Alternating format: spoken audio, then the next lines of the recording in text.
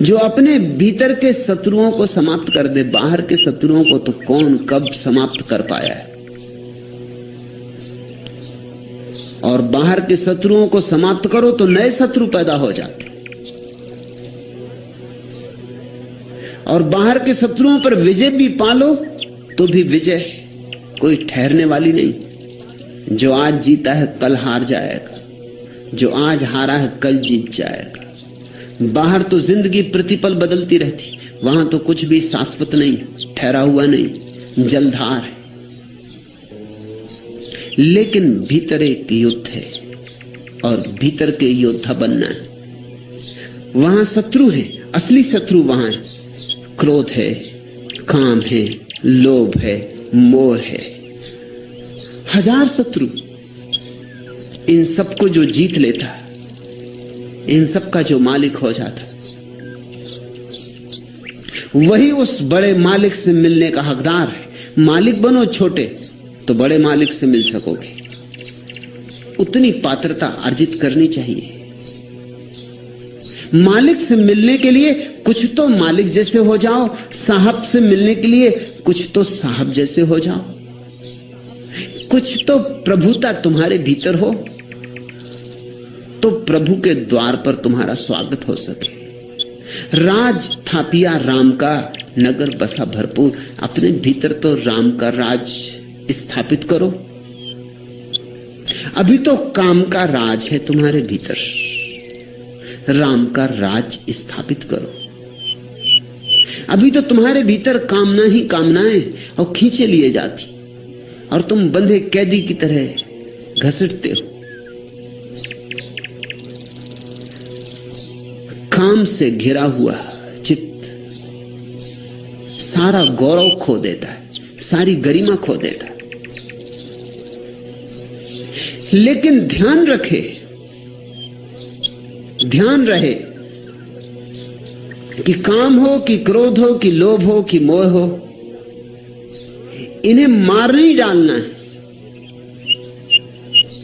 इन्हें रूपांतरित करना है। मार डालोगे तो तुमने अपनी ही ऊर्जा के स्रोतों को नष्ट कर दिया। क्योंकि क्रोध ही जब ध्यान से जुड़ जाता है तो करुणा बनता है। क्रोध को काट नहीं डालना है, ध्यान से जोड़ देना है। होशियार तो वही है जो जहर को भी औषधि बना ले। सच्चा सुधी तो वही है जो पत्थरों को भी सीढ़ियां बना ले, मार्ग की बाधाओं को भी जो उपयोग कर ले, उनका सहयोग ले ले। जो बुद्धू हैं वे भीतर के शत्रुओं को मारने में लग जाते, और सदियों से धर्म के नाम पर ऐसे ही बुद्धुओं का राज्य रहा है। भीतर के शत्रुओं को मार सकते हो, मगर मार के तुम पाओगे कि तुमने अपने ही अंग काट दिए। बाइबल कहती है कि जो हाथ तुम्हारा चोरी करे उस हाथ को काट दो। ये तो ठीक, लेकिन यही हाथ दान दे सकता था, अब दान कैसे दोगे?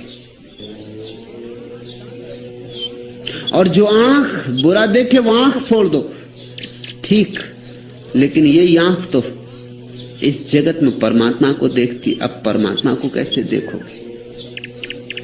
और आंख तो तटस्थ है। आंख ना तो कहती है बुरा देखो, ना कहती भला देखो। आंख तो सिर्फ देखने की सुविधा है। तुम जो देखना चाहते हो वही देखो। अगर परमात्मा देखना चाहते हो तो आंख परमात्मा को देखने का साधन बन जाती। इसलिए मैं इस तरह की कहानियों को सहमति नहीं देता। कहानी है कि सूरदास ने अपनी आंखें फोड़ ली।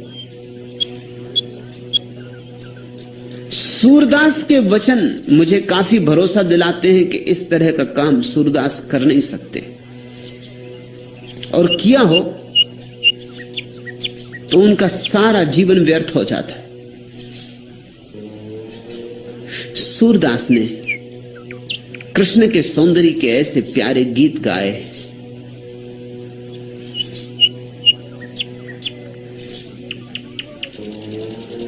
ये असंभव है कि सूरदास ने अपनी आंखें फोड़ ली हो, इसलिए क्योंकि आंखें वासना में ले जाती। आंखें वासना में ले भी नहीं जाती किसी को। सूरदास जैसे व्यक्ति को तो बात समझ में आ ही गई होगी, आंखें कहीं वासना में ले जाती। वासना भीतर होती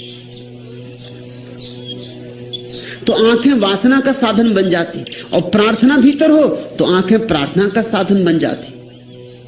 तुम्हारे हाथ में तलवार है, इससे तुम चाहो किसी की जान ले लो, और चाहे किसी की जान ली जा रही हो तो बचा लो। तलवार तटस्थ है, सारी इंद्रियां तटस्थ है। इन्हीं कानों से उपनिषद सुने जाते हैं, इन्हीं आंखों से सुबह उगता सूरज देखा जाता है, इन्हीं आंखों से चोर खजाने खोजता है दूसरों के, इन्हीं आंखों से लोगों ने अपने भीतर के खजाने खोज लिए। सब तुम पर निर्भर है। तो भीतर के शत्रुओं को जीतना तो जरूर है, मारना नहीं। मार ही दिया तो फिर जीत क्या? मारे हुए पर जीत का कोई अर्थ होता है? एक चाय घर में लोग गपशप में लगे हैं, एक सैनिक युद्ध से लौटा है, वो बड़ी बहादुरी हाँक रहा है।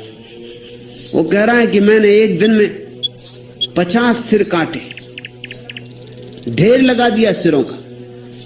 मुल्ला नसरुद्दीन बहुत देर से सुन रहा है। उसने कहा ये कुछ भी नहीं, मैं भी युद्ध में गया था अपनी जवानी में, एक दिन में मैंने 1000 आदमियों के पैर काट दिए थे।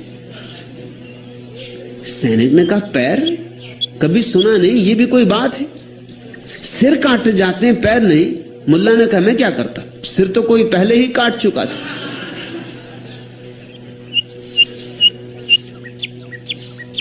मरो को अगर तुम पैर काट भी लाए तो कोई विजेता नहीं। अगर तुमने मार ही डाला अपने भीतर तो तुम कुछ बुद्धिमान नहीं। और तुम अपने भीतर जिनको शत्रु समझ के मार डाले हो, उनको मारने के बाद पाओगे तुम्हारे जीवन की सारी ऊर्जा के स्रोत सूख गए। इसलिए तुम्हारे संतों के जीवन में ना उल्लास है, ना उत्सव है, ना आनंद है, एक गहन उदासी है। तुम्हारे संतों के जीवन में कोई सृजनात्मकता भी नहीं है, उनसे कोई गीत भी नहीं फूटते, उनसे कोई नृत्य भी नहीं जगता। क्योंकि जो ऊर्जा गीत बन सकती थी और नृत्य बन सकती थी, उस ऊर्जा को तो नष्ट करके बैठ गए। उनके जीवन में कोई करुणा भी नहीं दिखाई पड़ती, क्योंकि क्रोध को मार दिया, करुणा पैदा कहां से हो? और मैं तुमसे कहता हूं, जिसने काम वासना को जला डाला अपने भीतर, वो ब्रह्मचर्य को उपलब्ध नहीं होता, वो सिर्फ नपुंसक हो जाता है। और नपुंसक होने में ब्रह्मचारी होने में बहुत फर्क है, जमीन आसमान का फर्क है। उससे ज्यादा कोई फर्क और क्या होगा? रूस में ईसाइयों का एक संप्रदाय था जो अपनी जन्नेंद्रियां काट डालता था। क्या तुम उनको ब्रह्मचारी कहोगे? जन्नेंद्रियां काटने से क्या काम वासना चली जाएगी? आंखें फोड़ने से क्या तुम सोचते हो रूप की आकांक्षा चली जाएगी? कान फोड़ने से क्या तुम सोचते हो भीतर ध्वनि का आकर्षण समाप्त हो जाएगा? काश इतना आसान होता, तब तो धार्मिक हो जाना बड़ी सरल बात होती। चले गए अस्पताल, ऑपरेशन हो गए धार्मिक। बस सर्जनों की जरूरत होती, सदगुरुओं की नहीं। सदगुरु काटता नहीं, सदगुरु रूपांतरित करता है। अनगढ़ पत्थर को मिटा नहीं देना है, उसको गढ़ना है, उसमें से मूर्ति प्रकट करनी है। मूर्ति छिपी है उसमें। तुम्हारे क्रोध में करुणा की मूर्ति छिपी, थोड़ी छानने की, छनावट की जरूरत है। और तुम्हारे काम की ऊर्जा ही तुम्हारी राम की ऊर्जा है। ये तुम्हारी ये शत्रु हैं अभी, क्योंकि तुम जानते नहीं कैसे इनका उपयोग करें। जिस दिन तुम जान लोगे कैसे इनका उपयोग करें, यही तुम्हारे सेवक हो जाएंगे।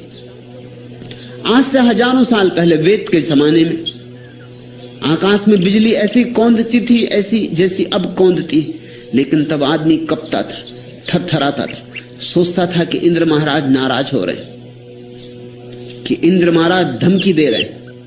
स्वभावता समझ में आती बात। 5000 साल पहले बिजली के संबंध में हमें कुछ पता नहीं था,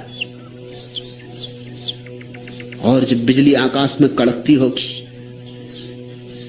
घबराहट होती होगी, कोई व्याख्या चाहिए, तो एक ही व्याख्या मालूम होती थी कि इंद्रधनुष, जैसे कि इंद्र ने अपने धनुष पर बाण चढ़ाया हो, नाराज है इंद्र, कुछ भूल हो गई हमसे, लोग घुटनों पर गिर पड़ते होंगे और प्रार्थना करते होंगे। अब कोई बिजली की प्रार्थना नहीं करता। अब भी बिजली चमकती, मगर तुम घुटनों पर गिर के प्रार्थना नहीं करते। अब तुम भली भांति जानते हो कि बिजली क्या है। अब तो बिजली तुम्हारे घर में सेवा कर रही, बटन दबाओ और कह रही हुजूर आज्ञा, बटन दबाओ पंखा चले, बटन दबाओ बिजली चले, बटन दबाओ रेडियो चले, बटन दबाओ टेलीविजन शुरू हो जाए। अब तो बिजली तुम्हारे घर की दासी। अब आकाश की बिजली को तुम इंद्रधनुष का या इंद्र का क्रोध और कोप नहीं मानते। अब तो बात खत्म हो गई। अब तो ये कहानियां बच्चों को पढ़ाने योग्य हो गई। अब तो बच्चे भी इन पे भरोसे ना करेंगे।